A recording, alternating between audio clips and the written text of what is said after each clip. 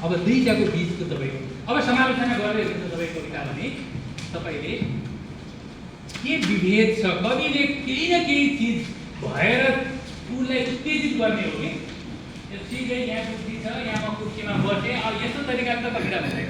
कुनै केही त तपाईँको दिमागमा केही त उमाल्ने चिज हुनु पऱ्यो नि त। त्यो उमाल्ने चिज हुनको लागि उसले त्यस्तो चिज पहिल्याउनु पर्यो। त्यो चिज कविले त्यहाँ पहिल्याएको छ। छालालाई एउटा बिम्ब मात्रै बनाएको, खास छाला नै भने होला त। मान्छेको छालाको टुक्रा बनाउँछ, अब हिटलरले बनाउँथ्यो होला 50 यसो बनाएर आफ्नो प्रेमिकाहरूलाई पार। अब दुई हेर्नुहोस्, तपाईँ अहिलेको सन्दर्भसँग जोडेर हेर्न सक्नुहुन्छ। तपाईँ जुन खालको शासन सत्ता र सामान्य मान्छेको अहिले भन्नुभएको थियो ऊ मोफसल र राजधानीमा बस्ने मान्छेहरूको बिचको पनि तपाईँले भन्न सक्नुहुन्छ, देखाउन सक्नुहुन्छ। तहहरूले यहाँ बसेर हामी यसरी लेखिरहेछौँ, हाम्रो माटोमा यहाँ उम्रिएका हामी च्याउ जस्ता हौँ, तिनीहरू चाहिँ उहाँ बसेर झ्याउ जस्ता भइरहेछौँ भनेर भन्न सक्नुहुन्छ। उहाँ बसेर शासन संस्थानमा जाने, प्रज्ञा प्रतिष्ठानमा जाने, उहाँ एप्लिकेसन हाल्ने, त्यसपछि अनि हामी माथि नै शासन गर्ने। फेरि हामी तिमीहरूलाई हाम्रो छाला चाहिँ तिमीहरूको जुत्ताको खोल बनाउने। तपाईँले अब समालोचना गर्दा कसरी गर्नुहुन्छ? हामी तिम्रो धोका पर्दैन। यही यसैलाई हो आलोचनात्मक के भने, त्यसलाई आलोचनात्मक सिद्धान्त है। आलोचनात्मक सिद्धान्तमा के हुन्छ भने त्यो कविताभित्र पनि, कविता मात्रै होइन, अब उपन्यासभित्र पनि हुनसक्छ, कथाभित्र पनि हुनसक्छ, निबन्ध पनि हुनसक्छ। त्यसमा विभेदलाई कसरी देखाएको छ? विभेदले त पीडा दिने हो नि त, पीडाकै कविता त हुन्थ्यो। कहिलेकाहीँ एक गर्ने चिज पनि हुन्छ। तपाईँले धेरैजनाले वैशाख कविता पढ्नु भएको छ। आई कहिले पनि नसकिने चैत वैशाख मेरा, लाई कहिले पनि नसकिने कृति नौला मेरा। त्यसमा एउटा एक श्लोक छ, गुरुङ सेनीले गुराँस लगाइन्, भोटेनीले आफ्नो तुनामा बुकीको फुल लगाइन्। सम्झिनुभयो? मैले चाहिँ स्पष्ट मात्रै पारेको, कवितामा त भोटेनीले मगमग बुकी फुल बाँधे तुनामा, कोइली बोल्यो बन बन नयाँ कृतिको सम्झनामा भन्ने छ। त्यो कवितामा किन त्यो भोटेनी, किन त्यहाँ गुरुङ सेनी, किन त्यहाँ नेवारनीलाई ल्याउनु पर्यो होला कविले? के त्यो नेवारको केटीले यसो गर्यो, उसले यसो गर्यो भनेर मात्रै भन्या होला कि त्योभन्दा भित्र पनि त्यसको अर्थ छ? सांस्कृतिक विविधतालाई सङ्केत गर्न खोजेको होला नि। हामी चाहिँ कविताको समालोचना गर्दाखेरि सतही रूपमा एउटा गर्ने, यहाँ चाहिँ नेवारको चित्रण गरेको छ, त्योसँग यो फुलको चित्रण गरेको छ, त्यसपछि यसलाई यो फुल गरेको छ। भोटेनी भनेको छ हिमालको चित्रण गरेको हो। त्यो हिमालमा बुकी फुल हुन्छ, त्यो बुकी फुलको छुट्टै खालको महत्त्व छ। नशा पनि लगाउँछ हामी बाहिरबाट जाने मान्छेहरूलाई, त त्यहाँको लागि त त्यो जीवन हो। त्यही सुन्दर छ, त्यही बुकी फुल सुन्दर छ। हामीले देख्दा धेरै सुन्दर हुँदैन, तर त्यो ठाउँको लागि चाहिँ सुन्दर। अरू फुल फुल्दैन, गुलाबको फुलहरू गुराँसको फुल भनेको छ, त्यो पहाडलाई चित्रण गरेको गुरुङ सेनी भनेर भनेको छ, पहाडको चित्रण गरेको छ। र काठमाडौँ उपत्यकाको चित्रण गरेको छ नेवारनीले, मधु सुमनले जेलदिन केश पास भनेको छ। मजासँग यहाँ केसलाई बाँधेर हिँडेको भनेर, त्यो त भानुभक्तले भनेका छन्, गुने केसरीको फुलली शिरमा भनेर। भनेपछि माधव घिमिरेले काठमाडौँ उपत्यकाको संस्कृति, फुल संस्कृतिलाई पनि लिएका रहेछन्, पहाडको फुल संस्कृतिलाई पनि लिएका रहेछन्, हिमालको फुल संस्कृतिलाई पनि लिएका रहेछन्। अब तराईको चाहिँ बाँकी छ। त्यो हुनाले माधव घिमिरेलाई धेरैजनाले पहाडी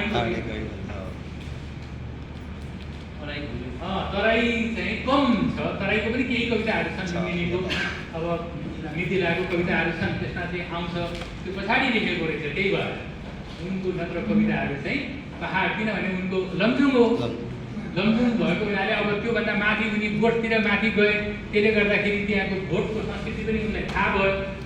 तर उनलाई चाहिँ अब काठमाडौँमा आए त्यसपछि तराईमा त बसेको छैन, त्यसले गर्दाखेरि अब त्यो कवितामा तराईको पनि एउटा राखिदिएको भए कस्तो राम्रो हुन्थ्यो, त्यो कविता झन् सुन्दर हुन्थ्यो नि त। त्यति बेला भइदिएको भए, त्यति बेलाको कवि भइदिएको भए उसले तराईको पनि राखेर अर्को एउटा सुन्दरता सिर्जना, फुलरको फुल राख्थ्यो होला अथवा होइन के राख्थ्यो होला, राखेर त्यसलाई अझ सुन्दर बनाउँथ्यो होला। यसलाई भन्छन् आलोचनात्मक थिए। मैले भने विकल्प देखाएर यो कारणले गर्दा यो ठाउँमा यो नेपाल जस्तो देशलाई चिनाउनको लागि तराईलाई पनि राखेर समेटेको भए त कस्तो राम्रो पहाड, तराई, हिमाल, काठमाडौँ उपत्यका सबै देखिने खालको एउटा कस्तो राम्रो चित्र बन्यो नेपालको। यसले त तराईलाई त पुरै बाहेक गरेको जस्तो भयो नि त, नगरे होला सोचेर, तर देख्दा त त्यस्तो देखियो नि त। अहिले तपाईँ विद्यार्थीलाई पढाउँदा कसरी भन्नुहुन्छ काठमाडौँ उपत्यका, पहाड र त हिमाल मात्रै हो त नेपाल भन्यो भने के भन्नुहुन्छ तपाईँ तराई त छोडै न भन्नु पऱ्यो कि परेन? त्यो चिज तपाईँले भन्नुभयो भने त्यसलाई भन्छन् आलोचनात्मक थिए। तपाईँले आलोचना गर्ने भनेको चाहिँ त्यस्तो चिजको हो, त्यसरी आलोचना गर्ने। त्यति भएपछि त माधव घिमिरे भए पनि उनी चाहिँ नतमस्तक हो है, साँच्चै हो।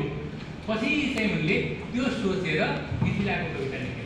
यही हो मेरो मिथिला भन्ने उनको गीत छ किन्नर किन्नरीमा, त्यो चाहिँ पछि लेखेको रहेछ। मैले अन्तर्वार्ता लिँदाखेरि उहाँसँग सोधेको छु, तपाईँले यसो गर्नुभएको छ, तपाईँ तराईले किन छोड्नुभयो सोधेको। देवकोटाले पनि त्यसो गरेको छ, पहाड चाहिँ एकदम छायादार हुन्छ, सुन्दर हुन्छ, तराई चाहिँ तातो तावा जस्तो छ, ढुङ्ग्रोमा राखेको तावा जस्तो छ भनेर भनेको छ। अनि कुनै किताबमा त्यो के नेपाल सानोत्वको समीक्षा गर्दाखेरि देवकोटा तराईप्रति अलि पूर्वाग्रही रहेछन् भनेर हामीले लेखेका थियौँ। धेरैजना पढाउने टिचरहरूले चाहिँ तपाईँले त यस्तो लेखिनु भयो त देवकोटाको पनि यस्तो कमजोरी देखाइदिनु भयो त भनेर साह्रै दुःख मनाउ गर्नुभयो कि। अनि भनेको हो कि होइन भने हुन त हो, तराई तावा जस्तो हो त, बस्न लागेकै छैन त, त्यो तातो तावा जस्तो हो त, माछा राख्दा बित्तिकै फुल गरिहाल्ने त्यस्तो हो त भनेको त्यो त हो। अनि त्यति त आलोचना गर्नु पऱ्यो नि त। लक्ष्मीप्रसाद देवकोटाले लेख्यो भनेपछि अनि भव्य लेख्यो भनेर यस्तै प्रशंसा गर्न चाहिँ भएन। अब रिस किन हुन्छ? रिस त धेरै हुन्छ।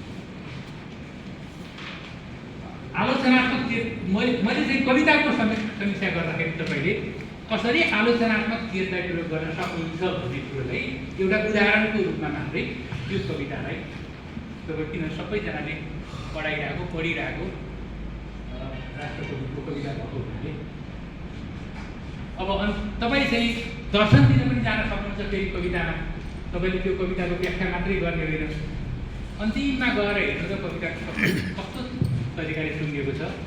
आई कहिल्यै पनि नसकिने चैत वैशाख मेरा, दाई कहिल्यै पनि नसकिने प्रीति नौलाख मेरा, माया भनेर प्रेम भनेर सक्दै नसकिने अझ बढ्दै जाने, चाहे त्यो राष्ट्रप्रति होस्, चाहे त्यो आफन्तप्रति होस्, चाहे प्रेमी प्रेमिकाप्रति होस्, चाहे बच्चाहरूप्रति होस्, त्यो स्नेह प्रेम भनेको त एकदमै बढ्ने चिज हो भनेर अन्तिममा पुरै दार्शनिक तरिकाले हामी फेरि फर्की आउँछौँ। त्यही भएर ऋतुलाई चाहिँ एकचोटि आएर पुग्दैन, त्यस्तो तरिकाले भनेको छ कि एकचोटि आएर ऋतुलाई पुग्दैन, यो पृथ्वी हेरेर पृथ्वीलाई सुन्दर बनाएर फेरि फर्केर आउनुपर्छ। मान्छे पनि त्यही एकचोटि मात्रै फेरि काम गरेर पुग्दैन, फेरि फर्केर आउँदै फेरि त्यसलाई सुन्दर बनाउँदै फेरि कुरो हुन्छ, फेरि सुन्दर बनाउनु पऱ्यो आएर। अब यसलाई चाहिँ मिठो चिजलाई प्रशंसा गर्नु पऱ्यो र अहिलेको सन्दर्भमा त्यो सही छैन भने त्यसलाई आलोचना पनि गर्छ। कति मान्छेहरूले भन्छ कि त्यति बेला लेखे हो नि त, पढ्ने त अहिले हो नि त। मैले भन्छु भानुभक्तले त्यति बेला लेखे हो नि त बजु शिक्षा, हाँस्नु हुँदैन नारीहरूले बेस्या हुने हाँस्छन्। अनि हामीले त्यो हो के हो भन्ने पाठक त अहिलेको हो नि त, त्यति बेलैको पाठक होइन भए त्यति बेलै मूल्याङ्कन गर्थ्यो होला आफ्नै तरिकाले। पाठक त अहिलेको हो नि त, त्यति बेलाको पाठकले त्यसलाई स्वीकार गरेका रहेछन्। हामीले चाहिँ अहिले यसलाई चाहिँ हामीले चाहिँ यो अहिलेको परिस्थितिमा चाहिँ हामी स्वीकार गर्दैनौँ भन्ने कुरोलाई चाहिँ हामीले भन्न सक्ने रहेछौँ। सर हामीले यो ऐतिहासिक सिद्धिलाई हेर्दा ऐतिहासिक क्षेत्रमा सडक अहिले मैले त्यही कुरो भनेको तपाईँले त्यही भन्नुहुन्छ भनेर मैले पहिले नै भनिसकेँ कि पाठकका हामी त इतिहासका होइनौँ नि त, हामी त वर्तमानको चेतसँग जोडेर पनि हेर्नुपर्छ भनेको, इतिहासको चेतसँग पनि जोडेर हेर्नु पर्यो। हामी त वर्तमानका मान्छे हो नि त, त्यसैले हामीले वर्तमानसँग पनि जोडेर हेर्नु पर्यो, दुईटै तरिकाले हेर्नु पर्यो। लेखक वर्तमानबाट हेरियो भने चाहिँ लेखक गलत जस्तो मानिन्छ, इतिहासबाट हेर्दा त ऊ गलत हुँदैन फेरि तत्कालीन परिस्थितिमा त हुन पनि सक्छ, किनभने उनकै सँगै लेख्ने ज्ञान सिद्धार्थ जस्ता कविहरूले धर्म र कर्म गुरुङले गर्यो, छप्परे बाहुन जस्ता कविता पनि लेखेका थिए भनेपछि त्यति बेला चाहिँ पुरै त्यो बाहुनवादी सोच मात्रै रहेछ, पुरुषवादी सोच मात्रै रहेछ भन्ने कुरा त गलत रहेछ कि। सँगै लेख्ने कविले त्यस्तो लेखाएको छ, तर भानुभक्तले त्यस्तो फरक खालको लेखेका छन् भने हामीले तुलना गर्दा आलोचना गर्न सक्छौँ। त्यो दृष्टिकोणले आलोचना गर्न सक्छौँ। दृष्टिकोण भने एकदम त्यो भएर हामीले हेर्ने तपाईँले भने दृष्टिकोण चाहिँ एउटा ऐतिहासिक दृष्टिकोण हो, एउटा चाहिँ वर्तमानको दृष्टिकोण। हामी पाठक त वर्तमानका हौँ। यस्तो संस्कृतिको शासनप्रति कति प्रभाव छ, शासन व्यवस्था। अब त्यही कुरो म यहाँ भन्छु। अब यहाँ म त्यही कुरो तपाईँले भनेको कुरो म यहाँ भन्दैछु। अब तपाईँ कवितालाई हेर्दै हुनुहुन्छ भने तपाईँले 3 तरिकाले त्यो कवितालाई हेर्न सक्नुहुन्छ। उहाँले भनेको कुरोलाई मैले उत्तर दिन खोजेँ है, र यो यहाँ छ पनि फेरि। जस्तो एउटा एक खालका कविता हुन्छन् शासकहरूको जस्तो खालको विचार छ त्यही खालको विचारलाई स्वीकार गर्छ। शासकको जस्तो भानुभक्तले लेखेको त्यही हो, त्यति बेलाको शासकको, त्यति बेलाको धर्मको, त्यति बेलाको समाजको जस्तो खालको पद्धति थियो त्यही पद्धतिलाई स्वीकार गरेर लेख्ने एक खालको कविहरू हुन्छन्। अहिले पनि छन्। एउटा सरकार बदलिँदा बित्तिकै यही सरकार चाहिँ सबभन्दा राम्रो हो, अब यो 50 वर्षसम्म टिक्छ भनेर राजा आउँदाखेरि पनि त्यही भनेको थियो, ज्ञानेन्द्रको सत्ता लिँदाखेरि पनि, त्यसपछि अब प्रचण्डको आउँदाखेरि पनि त्यही भने, त्यसपछि केपी ओली आउँदाखेरि पनि त्यही भने, अहिले अब बालेन आउँदाखेरि अब चाहिँ अब 50 वर्षसम्म गयो, अब चाहिँ अर्को सत्ता परिवर्तनै हुँदैन, अब यसैको जय जयकार गर्नुपर्छ भन्ने कविहरू पनि हुन्छन्। भनेको सामाजिक सत्तालाई पनि भनेको है मैले चाहिँ, राजनीतिक मात्रै भने होइन, सामाजिक सत्तालाई पनि अहिले जस्तो खालको व्यवस्था छ त्यसलाई चाहिँ पूर्ण रूपमा स्वीकार गर्ने कविहरू पनि हुन्छन्। दोस्रो धेरै जस्तो कवि चाहिँ त्यस्ता हुन्छ। दोस्रो खालको कवि हुन्छ आलोचनात्मक रूपले हेर्ने, यति चाहिँ ठिकै छ, यो चाहिँ गलत हो भनेर नडराइकन गल्ती पनि देखाउने कविहरू हुन्छन्। र खास कविहरू भने त आलोचनात्मक तेज भएकै हो, पुरै समर्पित भएर नपसारै पर्ने खालको कविहरू चाहिँ पहिले राजाहरूले पालेका कविहरू हुन्थे। नवरत्न भन्थे क्या तिनीहरूलाई। त्यसपछि राजाले केही भनेपछि वा भनेर त्यसको सौन्दर्यको वर्णन भनेर पुरै त्यो अब कालिदासहरूको बेलाका कविहरू चाहिँ त्यो अकबरहरूको बेलामा पनि हो, एउटा चिज भन्यो राजाले, त्यसपछि त्यसको प्रशंसा, त्यसको औचित्य पुष्टि गर्नलाई सबैले आफ्नो बुद्धि लगाउँछ। के को लागि भने बक्सिस पाइन्छ कि पैसा ट्याक्क मोतीको माला निकालेर दिइहाल्छ कि राजाले बक्सिसको लागि। अहिले प्रज्ञा प्रतिष्ठानहरू छन् त्यसको लागि, त्यस्तो खालको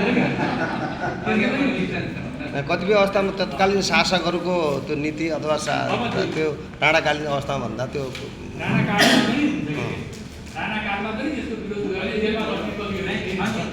दुवै खालका छन्, आलोचनात्मक चाहिँ भएका पनि छन्।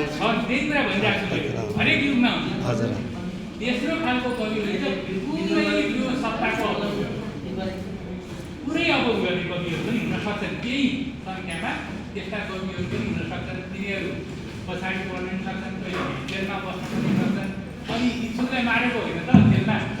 अनि त्यस्ता कविहरू पनि हुन्छन् सत्ताको पुरै रूपमा विरोध गर्ने एक खालका कविहरू, तिनीहरू थोरै हुन्छन्, तर तिनीहरूको बीच चाहिँ कडा हुन्छ। तिनीहरूको उज्यालो चाहिँ तिनीहरूको राप ताप चाहिँ कडा हुन्छ। राप ताप ठ्याक्क मिल्दाखेरि यो उम्रिन्छ नि माटो बढेर हो, त्यस्तो खालको कविहरू पनि हुन्छन्। ज्ञान दिँदा त्यस्तो खालको कवि त्यति बेलाका भानुभक्त कहाँ छ? भानुभक्त चाहिँ पहिलो खालका कवि। सत्ताको भनेको सजिलो हुन्छ त्यो चाहिँ, किनभने बक्सिस पनि पाइन्छ, ठ्याक्क पाइन्छ। अब भनेको हाम्रो समयमा पनि सबै समयमा त्यस्ता खालका क्याटेगोराइज गर्दाखेरि सामान्यतया तीन खालका कविहरू हुन्छन्। पाठक पनि तीन खालका हुन्छन्। तपाईँलाई एउटा कविता एउटा उपन्यास आयो, तपाईँ उपन्यास पढ्नु, पढिसकेपछि तपाईँ पूर्ण रूपमा सहमत हुनुहुन्छ त्योसँग। बा क्या लेखिन्छ यसले त, म त यस्तो भयो कि भने कुनै बेलामा चाहिँ कल्पसाकी आफै आउँदाखेरि मलाई पनि त्यसो लाग्यो। खुब मन परेको थियो मलाई त्यो पढ्दा नारायण बाबुले। कुन बेलामा कर्णाली दुज पढ्दाखेरि पनि त्यस्तो फिल लाग्यो। क्या लेखे त साँच्चै मेरै अनुभव जस्तो ठ्याक्कै त्यस्तै गाउँको चित्रण गरेको छ। त्यो कैलालीको र त्यस्तै खालको गाउँ, त्यस्तै तरिकाले माछा मार्न जाने, त्यही खालको थारू र बाहुनहरूको बस्ती भएको, ठ्याक्कै त्यही खालको चित्रण गर्दाखेरि त मलाई त यस्तो फिल भयो कि मेरै कथा लेखेको जस्तो बुझिसकेको। त्यो चाहिँ पूर्ण रूपमा समर्पित, पूर्ण रूपमा सहमत लेखकसँग। दोस्रो खालको चाहिँ नेगोसिएटिङ मान्छेमा अलिकति त्यतिसम्म चाहिँ ठिकै हो, यति चाहिँ अझै यस्तो नगरे भए हुन्थ्यो, यस्तो गरेर अझ राम्रो हुन्थ्यो। अघि जस्तो देवकोटाको बारेमा हामीले भन्यौँ, त्यो घिरेको बारेमा भन्यौँ, देवकोटाको बारेमा भन्यौँ। यस्तो तराईलाई चाहिँ यस्तो तातो तावा नै नभनेको भए हुन्थ्यो। सुन्दर छैन भनेको छ कि पाहाडमा चाहिँ धेरै छाया पर्छ, तराईमा चाहिँ सुन्दरता छैन भनेको छ। पाहाडमा चाहिँ छाया हुन्छ, कतै घाम हुन्छ, सुन्दर हुन्छ। त्यसो भनेको भए चाहिँ पाहाड सुन्दर छ, तराई चाहिँ सुन्दर छैन भनेर खोजेको छ त्यहाँ।